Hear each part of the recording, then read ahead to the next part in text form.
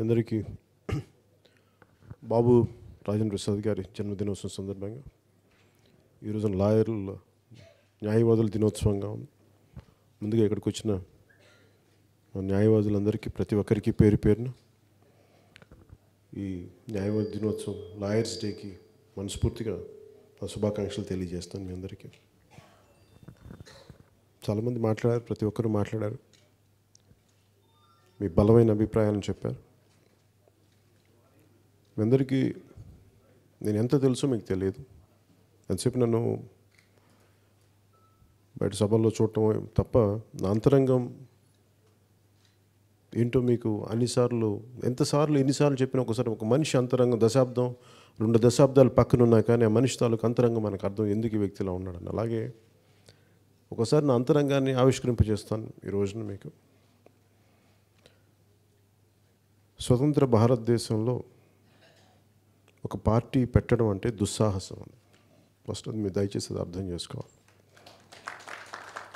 సాహసం కాదు, దుస్సాహసం. ఎందుకంటే ఒక అభిప్రాయాన్ని చెప్తే నవ్వేవాళ్ళు, చేదరించుకునేవాళ్ళు, దాడి చేసేవా, నిరుత్సాహపరిచేవాళ్ళు, అలాంటి సమాజంలో నేను చాలా చిన్న కుటుంబాల నుంచి వచ్చిన దిగువ మధ్య తరగతి కుటుంబాల నుంచి వచ్చిన వాడిని. మేము ఎదిగానేమో సినిమాల్లో, మా కుటుంబం ఎదిగిందేమో, కానీ మా మూలాలు మేము మర్చిపోలేదు. అది మా మూలాలు ఏంటో కూడా మీకు చెప్తాను. అది కూడా తిరుపతిలో మాకు బంధువులు ఉండేవాళ్ళు. మా అమ్మ నెల్లూరు కాబట్టి మా అమ్మ తరపు బంధువులు అంతా ఇక్కడ తిరుపతిలో ఉండేవాళ్ళు. వాళ్ళు ఎలాంటి నేపథ్యం నుంచి వచ్చేవాళ్ళు అంటే, ఈరోజున రైతు బజార్కి వెళ్తే నాకు ఎందుకు అది గుర్తొచ్చింది. వాళ్ళు ఒక తండ్రి సంపాదిస్తే 2 పిల్లలు ఇంకో చోట చిన్న గుమ్మస్తా అయితే ఒక 6 మంది 7 మంది కుటుంబం అది. ప్రతి నెల రిక్షా తీసుకొని బియ్యం బస్తా వేసుకొస్తే దానికి కూడా ఖర్చు అవుతాయేమో, చేయలేమని చెప్పి పొద్దున్నే ఆ రిక్షా ఓనర్ దగ్గరికి వెళ్ళి ఆ రిక్షాను తీసుకొని దానికి అద్దిస్తే మనకి అంటే రిక్షా తొక్కించుకొని తీసుకొచ్చేదానికంటే కూడా అద్దె తీసుకొని వాళ్ళే తొక్కుకొని ఇంటికి బియ్యం తెచ్చుకునేవాళ్ళు. అంటే మా బంధువులందరూ కూడా చాలా సామాన్యమైన, అంటే కూర్చోబెట్టంటే రిక్షా బాడుకు కూడా ఇవ్వలేని పరిస్థితుల్లో ఉండే జనం మా బంధువులు. అందువల్ల నాకు సామాన్యుల కష్టాలు బాగా తెలిసిన వాడిని. ఈరోజు నేను వేరే స్థాయిలో నా పేరు ఉండొచ్చేమో, కానీ నా కష్టాలని, నా మూలాలని నేను ఎప్పుడు మర్చిపోలేదు. అలాగే నిజంగా చెప్పాలంటే నాకు వాస్తవానికి నేను నా మీద తిండి తింటా నేను ఎప్పుడు కష్టపడలేదు నా జీవితంలో. మరి అలాంటి మరి ఏ కష్టాలు నన్ను ప్రేరణ ఇచ్చుంటాయి నాకు బయటికి రావడానికి, ఏది ప్రేరేపించుంటుంది నా రాజకీయాల్లోకి రావడానికి అంటే నిజంగా చెప్పాలంటే నా కష్టాలు నిజంగా లేవు నాకు. మా అమ్మ అంటూ ఉంటుంది, సుఖానున్న జీవితాన్ని ఎందుకు నా కష్టాలు పెట్టుకుంటామని. ఎందుకు కష్టాలు పెట్టుకుంటానంటే, నాకు సమాజంలో నడుస్తున్నప్పుడు, కారులో వెళ్తున్నప్పుడు, లేదంటే కింద చిన్నప్పుడు స్కూల్కి వెళ్తున్నప్పుడు దగ్గర నుంచి ఇప్పటిదాకా ఎక్కడో ఒక నడిచే మనిషి తాలూకు బాధో ఆ వ్యధో నాకు తాకుతూ ఉంటుంది. నేను తప్పించుకోలేను దానికి. ఆ సమస్య నాలో ఇప్పుడు మీరు ఇందాక ఎవరో మాట్లాడుతూ ఇక్కడ అన్నారు, మాకు మనస్సాక్షి ఉండదా అన్నారు కదా. నాకు ఆ మనస్సాక్షి ఉంది, ఆ కాన్షియన్స్ ఉంది. అది నన్ను తట్టు లేపుద్ది. ఇది ఒక మనిషికి ఒక రోడ్డు మీద ఒక యాక్సిడెంట్ జరిగితే సహాయం చేయాలి అంటే నాకేమవుద్ది, ఇంటి పరిస్థితి ఏమవుద్ది అని అనుకుంటారు. కానీ నిజంగా మనసున్నోడు ఏమనుకుంటాడు, ఈ మనిషికి నేను సహాయం చేయకపోతే ఏమైపోతాడో అనుకుంటాడు. అంతేగాని ఈ మనిషికి సహాయం చేస్తే నేను మళ్ళీ నా కేసులో ఇలా అనుకున్న వాళ్ళు మనుషులు కాలేరు. నేను ఎలాంటి వాడిని అంటే, నేను సహాయం చేయకపోతే వాళ్ళకి ఏమైపోద్దాం. ఇవన్నీ తెలిసి దెబ్బలు తింటానని తెలిసి, కష్టాలు పడతానని తెలిసి, తిట్లు తింటానని తెలిసి, దాడులు చేస్తారేమో అన్నిటికీ సిద్ధపడి నేను ప్రతిరోజు మాట్లాడితే నా తలగా ఎగిరిపోద్దనే మాట్లాడతాను. కష్టంగా ఉంటుంది, అది కూడా చెప్తున్నాను, చాలా కష్టంగా ఉంటుంది. చట్టం అనేది మన జాతీయ జెండాలో ధర్మచక్రం అని ఉంటుంది. నేను ఇంటర్మీడియట్ 10th అయిపోయిన తర్వాత ఇక్కడ యోగా కళాశాల నేను శిక్షణకు వచ్చినప్పుడు నేను ఇక్కడ చూసేది, ధర్మాన్ని రక్షిస్తే ధర్మం నేను రక్షిస్తాను. చట్టం న్యాయం ఏంటంటే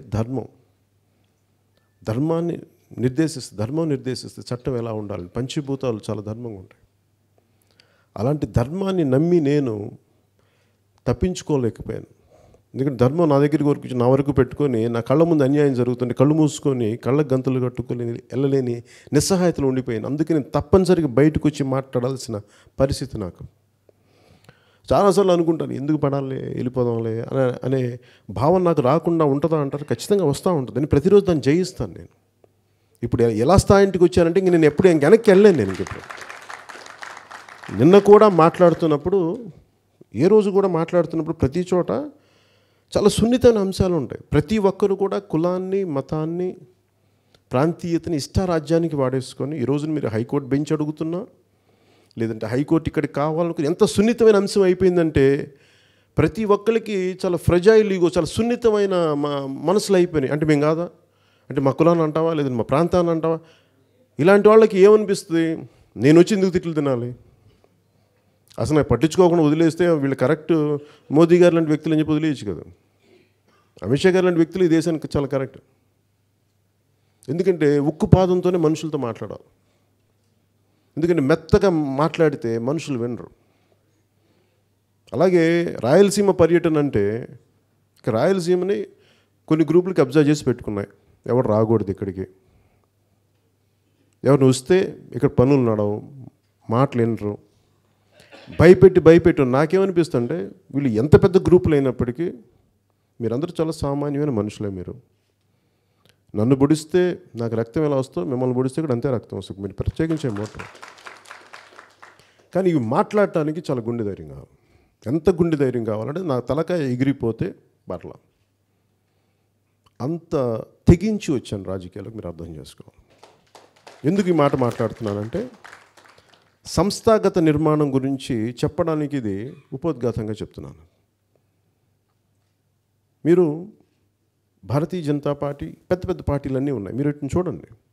పెద్ద పెద్ద నాయకులు ఉన్నారు, వాళ్ళకి కొన్ని దశాబ్దాలుగా ఏర్పడ్డ సంస్థలు ఉన్నాయి. ఇప్పుడు మీరు నన్ను ఏం తిడుతున్నారు, సంస్థాగతంగా నువ్వు సరిగ్గా చూసుకోవట్లేదు, నీకు తెలియట్లేదు. అవి నాకు తెలియక కాదైంది. దయచేసి మీరు అర్థం చేసుకోవాల్సిన నిస్సహాయత. ఎందుకంటే 100 మందిని కూర్చోబెడితే 150 గ్రూపులు ఉన్నాయి దాంట్లో. నా 7-10 ఏం చేయను నేను. అలాగే నేను వచ్చింది ఫోటోలు, సెల్ఫీలు తీయించుకోవడానికి కాదు, నా దేశం మీద ప్రేమతో వచ్చాను.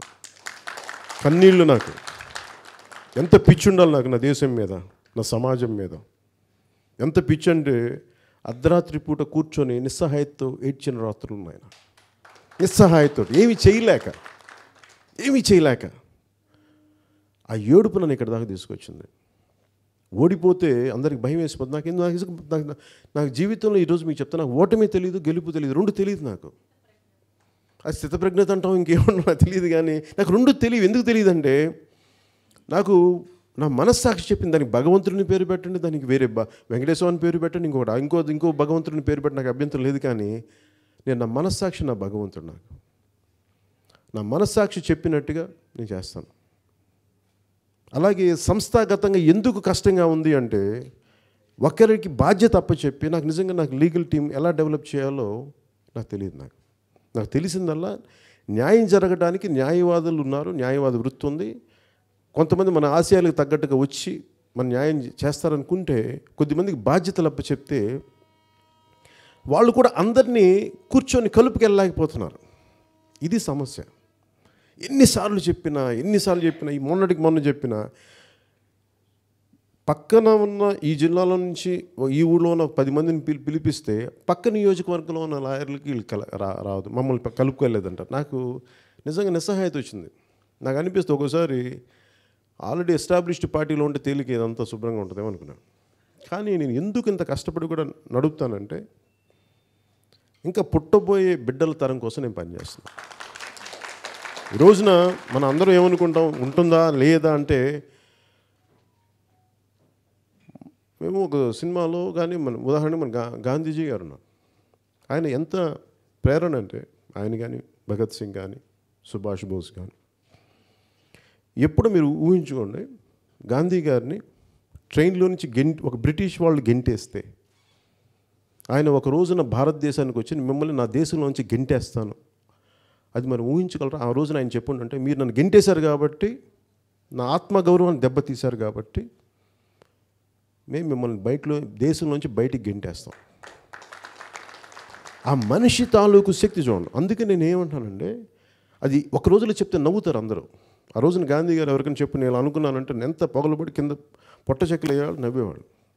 కానీ ఒక మనిషి తాలూకు ఆలోచనని, ఒక మనిషి తాలూకు ఒక నిర్ణయాన్ని మనం తక్కువ చేయలేం.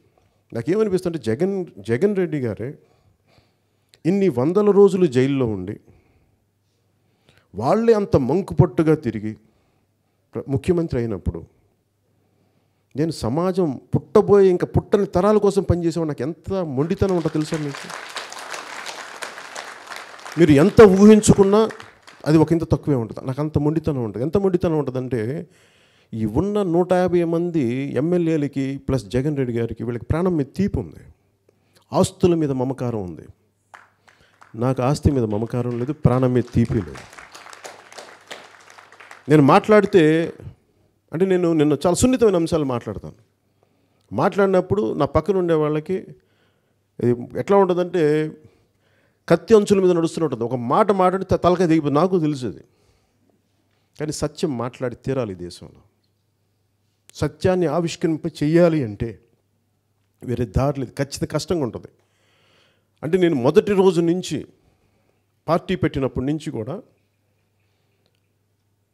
తెలంగాణలో పెట్టిన పార్టీ, ఆంధ్రలో పెట్టిన పార్టీ, ఉమ్మడి రాష్ట్రంగా ఉన్నప్పుడు ఇంకా రానప్పుడు పెట్టాను. ఎలాంటి సమయంలో పెట్టానంటే, నేను ఒక మాట మాట్లాడితే బయటకు వస్తే ముక్కలు ముక్కలుగా చీల్చి చెండాడని సిద్ధంగా ఉన్నారు మనుషులు. నేను అలాంటి సమయంలో పెట్టాను పార్టీ. అంతేగాని నేను సుఖమైన పరిస్థితుల్లో పెట్టుకొని రాలేదు. అంటే మీరు నన్ను అర్థం చేసుకోవాల్సింది ఏంటంటే, మీరు నన్ను తిట్టండి, అర్థం చేసుకోకపోండి, అలాగే మీ సహచరులైన లాయర్లు, న్యాయవాదులు నా మీద జోకులు వేయమని చెప్పండి. ప్రతి ఒక్కరికి ఒక 2.5 దశాబ్దాల తర్వాత ప్రతి ఒక్కరూ మనల్ని మర్యాదగానే మాట్లాడాలి, తీరాల్సిన పరిస్థితి అయితే నేను ఖచ్చితంగా తీసుకొస్తాను.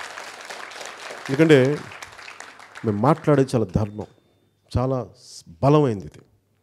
అలాగే మీరు ఇందాక మాట్లాడుతూ మన ఇన్ఫ్రాస్ట్రక్చర్ సరిగ్గా ఉండదంటే, ఇది నేను నేను వెళ్ళాను కోర్టులకి, నాకు తెలిసి ఇది ఇన్ఫ్రాస్ట్రక్చర్ ఎంత నీచంగా ఉంటుందో. బాత్రూమ్లు సరిగ్గా ఉండవు, మహిళా న్యాయవాదులకి కూర్చోడానికి విశ్రాంతి గదులు ఉండవు, సరైన బాత్రూమ్ ఫెసిలిటీస్ ఉండవు. ఇవన్నీ నాకు తెలియనివాడిని కాదు. కానీ నేను కోర్టుకి మీరు పిలిచారు, తిరుపతి కోర్టుకి రమ్మని, ఆ ప్రాంగణానికి రమ్మని. నేను రావడానికి సిద్ధంగా ఉన్నాను. కానీ అది న్యాయ వ్యవస్థకి ఇబ్బంది కలగని పరిస్థితులు ఉంటే ఖచ్చితంగా నేను వస్తాను. నేను అలాంటి అవకాశం కోసం కూడా ఎదురు చూస్తాను. ఎందుకంటే ఇది మీరు మీకు వెళ్ళే పరిసరాలు మీకు శుభ్రంగా లేనప్పుడు బలమైన న్యాయం చేయలేరు కదా. అందుకని ఖచ్చితంగా మీ పరిసరాలు శుభ్రంగా ఉండాలి. అలాగే మీరు చెప్పిన ప్రతి అంశాన్ని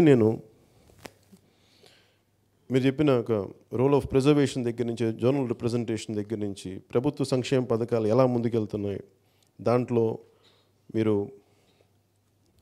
ఈ సర్క్యూట్ బెంచ్ కావాలా లేదంటే హైకోర్టు బెంచ్ ఇక్కడ మనకి ఎట్లాంటిది ఉండాలి, హైకోర్టు ఇక్కడ ఉండాలా, ఇవన్నీ కూడా నేను ఎలా తీసుకొస్తానంటే, దీన్ని నేను అన్ని చోట్లకి వెళ్తున్నప్పుడు అక్కడ లాయర్ల ఒక బాగా బలమైన లాయర్ల సమూహంతో మాట్లాడుతూ మీరందరూ కొద్దిమందిగా ఒకటి తీసుకొని తిరుపతి నుంచి కొద్దిమంది వచ్చి అసలు ఫస్ట్ లీగల్ వింగ్ ఎలా ఉండాలి, అలాగే జనసేన లీగల్ వింగ్ కానీ భవిష్యత్తులో న్యాయ వ్యవస్థకి ఎంత సహాయం చేయగలగాలి, దీన్ని ఏమేమి ఇన్ఫ్రాస్ట్రక్చర్ ఎంత చేయగలగాలి, వీటన్నిటి మీద మనం ఒక పార్టీకి సంబంధించిన న్యాయవాదులు అందరితో సహా ఖచ్చితంగా ఒక బలమైన రౌండ్ టేబుల్ కాన్ఫరెన్స్ ఏర్పాటు చేసుకొని, ఎందుకంటే మా అందరికి కనువిప్పు కావాలి. ఇప్పుడు నేను ఎందుకు అంటానంటే అందరికీ తెలియాలి ఆ మాట. అంటే మేము మీకోసం పని చేయడానికి సిద్ధంగా ఉంటే మాకు విధి విధానాలు చెప్పరే అని మీ ఆవేదన, అది వాళ్ళకి అర్థం చేయడానికి నేను ఈ మాట మాట్లాడతాను. ఖచ్చితంగా దాన్ని మీరు అన్నది బలంగా నేను తీసుకెళ్తాను దాన్ని. కాకపోతే నాకు ఉన్నదల్లా ఏంటంటే, నేను 7 దశాబ్దాలు బలమైన పార్టీని కాదు, వేల కోట్లు ఉన్న వ్యక్తుల సమూహంతో పెట్టిన పార్టీ కాదు, ఒక సింపుల్గా చాలా చిన్నపాటి దిగువ మధ్య తరగతి కుటుంబాల నుంచి వచ్చిన ఒకడు తన తోటి మనుషుల కోసం జరుగుతున్న అన్యాయాలను చూసి తనదైన వంతు కృషి చేయడానికి అలాంటి వాడు పెట్టిన పార్టీ. దెబ్బతింటానని తెలుసు కూడా. అందుకని మీరు నాకు ఇవ్వాల్సిందల్లా, మీరు నా నుంచి అద్భుతాలు ఆశిస్తే చాలా కష్టమైపోద్ది. మీరు నా దగ్గర నుంచి ఒక మిరకిల్స్ అంటే ఏమంటుంది, అద్భుతాలు ఆశించకండి. కాకపోతే ఈ వ్యక్తి కింద పడ్డా మీద పడ్డా పాపం ఏదో తపన పడుతుండ ఆయనకు ఒక చిన్న కనికరం చూపించండి. నా మీద చాలు. నా నిజంగా మనస్ఫూర్తిగా నేను ఈ రోజు నుంచి కోరుకునేది, నేను మీ మద్దతు కూడా కోరుకోవట్లేదు. ఒకడెవడో వచ్చాడు రోడ్డు మీదకి వెళ్తే, నేను అమెరికాకి వెళ్ళినా ఎక్కడికి వెళ్ళినా అమెరికన్ పోలీస్తో సహా నాకు సెక్యూరిటీ ఇస్తాను. ఎక్కడికి వెళ్ళినా ఇంటర్నేషనల్ ఎయిర్పోర్ట్స్లో ఎక్కడికి వెళ్ళినా. అలాంటి నేను కళ్ళు మూసుకొని ఉంటే చాలా సుఖంగా ఉంటుంది జీవితం. అన్నీ వదులుకొని ఎందుకు వచ్చానంటే, నాకు నిజంగా భావితరాల తాలూకు భవిష్యత్తు భయం వేసి. ఎందుకంటే చిన్న సొంత మాతృభాషనే చంపేస్తుంటే నేను ఏం మాట్లాడుతున్నాను మీరు అంటున్నారు కదా, తెలుగు మీరు ఇంగ్లీష్ మాధ్యమం వద్దంటున్నారంటే అసలు నేను చెప్తున్నది అర్థం చేసుకోలేని సమూహం కాదు, అర్థం తెలుసు అందరికీ. అమాయకులు అవివేకులు కాదు. వాళ్ళు సత్యాన్ని నేను చూడకూడదు అనుకుంటే నేనేం చేయలేను దానికి. నేను ఒక్కడే మాట్లాడతాను, ఎంత మాట్లాడగలను, అందరూ మాట్లాడాలి. అలా కాకుండా ప్రతిదీ కళ్యాణ్ నువ్వేరా, పవన్ కళ్యాణ్ నువ్వేరా అంటే నేను ఎన్ని కోట్ల మందికి దగ్గరికి నేను వెళ్ళగలను. నేను ఈ మాట్లాడుతున్నాను అన్నది అర్థం చేసుకొని కూడా దాన్ని గుర్తించకపోతే నేనేం నమ్ముతానంటే, సత్యం తాలూకు శక్తి చాలా బలమైంది. వెలుగు ఎలాంటిదంటే కాల్చేస్తుంది, జ్ఞానం చంపేస్తుంది, జ్ఞానం శుద్ధి చేస్తుంది మనుషుల్ని. నేను జ్ఞాన సరస్వతి నమ్మినవాడిని, జ్ఞానం అనే ఖడ్గాన్ని బలంగా నమ్ముకున్నవాడిని. సో నాకు ఈ జ్ఞానం మనుషులకు ఒక రోజునే వస్తుంది. దానికోసం నేను తపన పడతాను, కింద పడతాను. కానీ మీ అందరి నుంచి నేను ఆశించేది నా మీద కొంత కనికరం చూపించండి. ఎందుకంటే నాకు అది లేకపోతే అది నేను మీరు చూపించకపోతే నేను ముందుకు తీసుకెళ్తాను, అది కూడా చెప్తున్నాను. అలాగే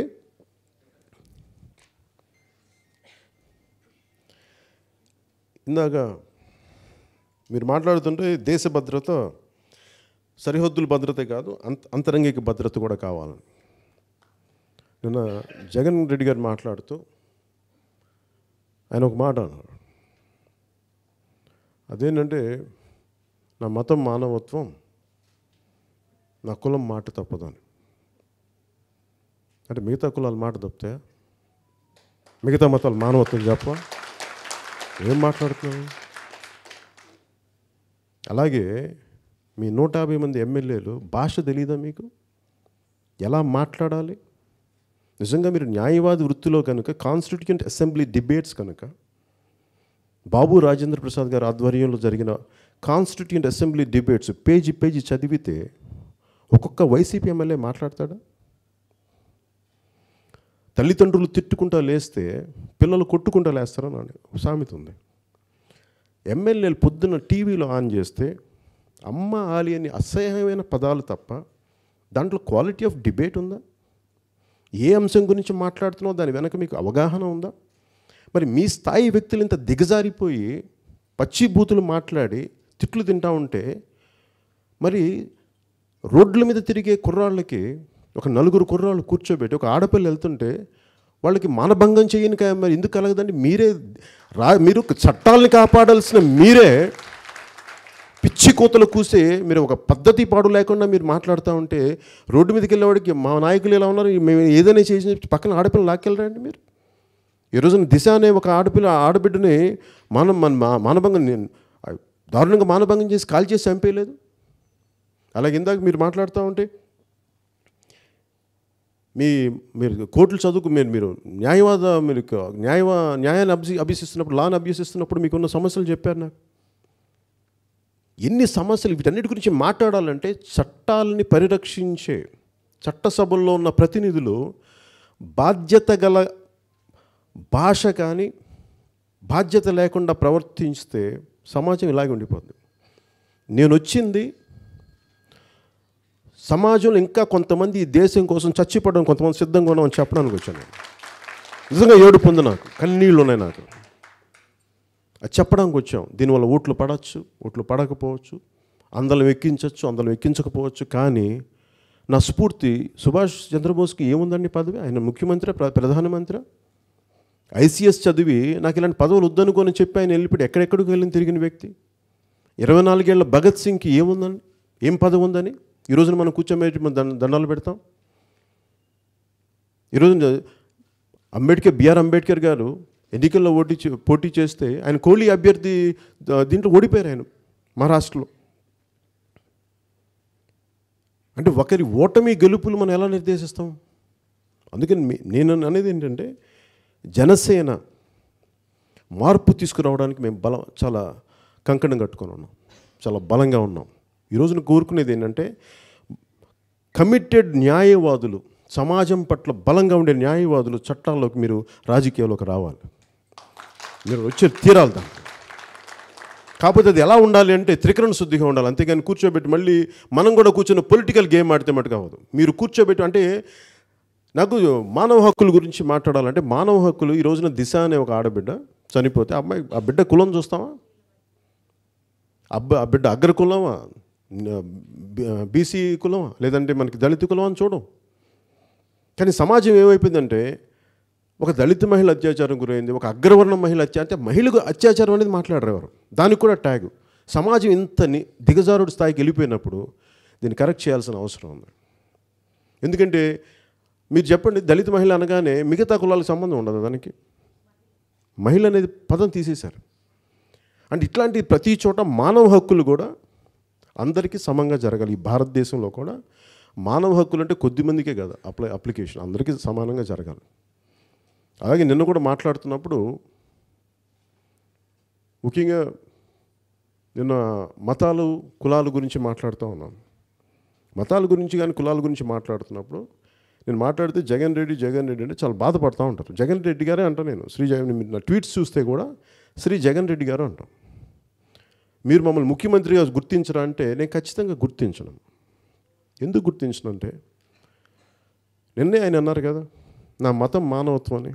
మరి ఏ మానవత్వం మిమ్మల్ని, మీరు రైల్వే కోడూరులో ఏమి అసలు మాట్లాడిన చెట్లను కూడా మీరు ఏ వాదం అది నరికించేసిందండి సమూలంగా, బత్తాయి చెట్లని.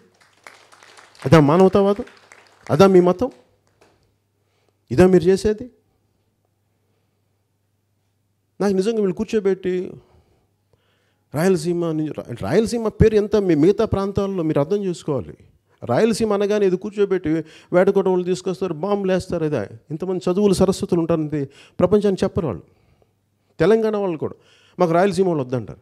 ఇలాంటి చెడ్డ పేరు ఎవరు తీసుకొచ్చారండి? తీసుకొచ్చింది ఇలాంటి వర్గాలు తీసుకొచ్చారు. ఆ రాయలసీమ అనే పదానికి ఇది చదువుల నేల అనేది మీరు తీసుకురావాలి బయటికి. ఇది న్యాయానికి నిలబడే నేలను తీసుకురావాలి. దీనికి మీరు దీన్ని ఒక ఉద్యమంగా తీసుకొని మీరు హక్కుల కోసం మాట్లాడండి, బలంగా మాట్లాడండి. అంబేద్కర్ గారు చెప్పింది, గొర్రెల్ని బలిస్తారు కానీ సింహాలని బలివ్వరు. రాయలసీమ సింహాలా తయారవ్వాలి. లోపల ఉంది. మీలాంటి ఆడబిడ్డలు ఉన్నారు, మీలాంటి పెద్దలు ఉన్నారు. ఈ ధైర్యాన్ని బయటికి ప్రదర్శించాలి. మేము కూడా ఖచ్చితంగా మాట్లాడతాం. ఎందుకంటే మేము కూడా ప్రాణాలు తెగించే ఉన్నాం మేము. లేకపోతే ఇలా మాట్లాడలేను. దయచేసి అర్థం చేసుకోవాలి. లేకపోతే 150 మంది ఎమ్మెల్యేలు ప్లస్ జగన్ రెడ్డి గారు ఉన్న వైసీపీ, ఒక ఎమ్మెల్యే ఉన్న జనసేనకి ఇంత సమాధానం చెప్పాల్సిన అవసరం లేదు. ఎందుకు చెప్తున్నారని మనం మాట్లాడేది సత్యం కనుక. వీళ్ళు 150 మంది ఎమ్మెల్యేలు ఉండి 150 మంది ప్లస్ జగన్ రెడ్డి గారు ఉండే వైసీపీ ప్రభుత్వం వాళ్ళు సాధించింది ఏంటి 6 నెలలు అంటే, కనీసం ఉల్లిపాయలు కూడా 20-25 రూపాయలు కూడా ప్రొవైడ్ చేయలేని పరిస్థితి, ఇవ్వలేని పరిస్థితి. అది వాళ్ళు సాధించింది. ఏం చెప్పుకుంటారు? 6 నెలలు పాలని చెప్పి మీరు గుద్దేసుకోవడం తప్ప. ఎంతమంది లాయర్లకి 5,000-6,000 మీరు ఇందాక చెప్తున్నారు, మేము పని చేస్తే మాకు స్టైఫండ్ కూడా మాకు దొరకట్లేదు అనేది. కానీ విలేజ్ అసిస్టెంట్కి, విలేజ్ సెక్రటరీకి 8,000 ఇస్తారు. ఇవన్నీ ఎందుకు చెప్తున్నానంటే, ఇది దయచేసి ఎవరు కూడా వాళ్ళు ఇచ్చేదానికి మీరు దయచేసి వచ్చే వరకు చూడాలి. ఎందుకంటే న్యాయవాదులు కూడా, న్యాయమూర్తులు కూడా కూర్చోబెట్టి మా జీతం కావాలని కోరుకునే స్థాయికి రాష్ట్ర ప్రభుత్వం ఉందంటే నిజంగా చాలా బాధపడాల్సిన పరిస్థితులు. ఎందుకంటే నేను మీ అందరికీ కూడా నేను విన్నవించుకునేది, మీరు చెప్పిన అన్ని అంశాలను ఇంకొకసారి తీసుకొని, అలాగే ఇందాక మమతా గారు చెప్పింది హైకోర్టు బెంచా, లేదంటే మనకి హైకోర్టు ఇక్కడ ఉన్న హైకోర్టు బెంచా, నాకు హైకోర్టు బెంచ్కి సర్క్యూట్ బెంచ్కి నాకు ఇంకా తేడా తెలుసుకోవాలి నేను. అదే అంటే దీంట్లో కూడా అంటే మనకేమైపోయిందంటే, రాష్ట్ర విభజన తర్వాత చాలామందికి ప్రాంతీయత భావాలు వచ్చేసినాయి. అందువల్ల దీన్ని కొంచెం చాలా సున్నితంగా మనం చూడాల్సిన వ్యవహారం కాబట్టి దీన్ని అందరితో కూర్చొని నేను మొన్న కూడా మనకి రాయలసీమ నుంచి న్యాయవాదులు వచ్చినప్పుడు నేను చెప్పాను, ఇంతమంది 150 మంది ఉన్నారు కదా, వాళ్ళని చెప్పండి అంటే వాళ్ళు ఏం మాట్లాడలేదంటే, నేను ఖచ్చితంగా దీన్ని మీ దృష్టికి తీసుకెళ్తాను.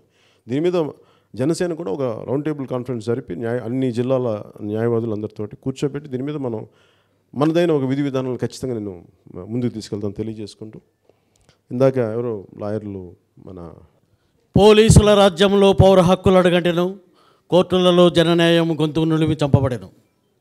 మిత్రులారా, ఈరోజు లాయర్స్ డే.